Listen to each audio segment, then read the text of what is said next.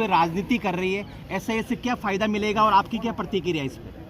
देखिए, निष्पक्ष चुनाव हो, शुचिता के साथ में चुनाव हो और मतदाता सूची का समय पूर्वक पुनरीक्षण होता रहे।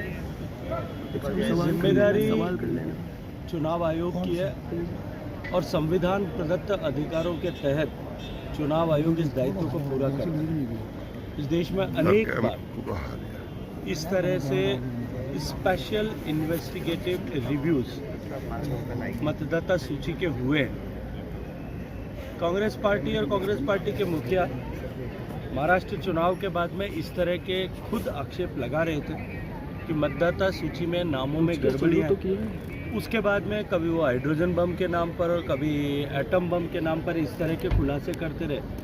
और जब स्पेशल इन्वेस्टिगेटिव रिव्यू इसको लेकर के प्रारंभ हुआ है, तब वो उसको लेकर के, जैसा आपने अपने प्रश्न में खुद कहा कि वो राजनीति कर रहे हैं। मुझे लगता है कि अब जब बिहार के चुनाव के बाद जनता ने स्पष्ट संदेश दे दिया कि न बांटने की राजनीति देश में चलने वाली है, न तोड़ने की राजनीति देश में चलने वाली है, न दुर्व्यवहार की राजनीति देश में चलने वाली है, देश में न परिवार की राजनीति चलने वाली है, केवल और केवल विकास की राजनीति और देश को विकसित करने के लिए प्रेरित और समर्पित राजनीति देश में चलेगी।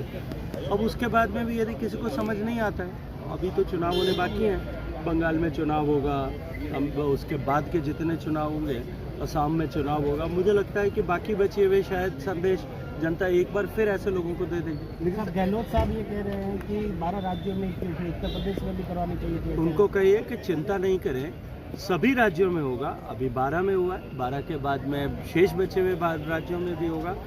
जब देशव्यापी प्रक्रिया चलती है तो चरणबद्ध तरीके से चलती है। पहले 5 राज्यों में हुआ था, अब 12 में हो रहा है और शेष बचे हुए राज्यों में भी इन 12 में पूरा होने की प्रक्रिया पूरे होने के साथ साथ उसमें भी हो जाएगा। इसमें कहीं किसी तरह का न तो कोई संशय न कोई संदेह है।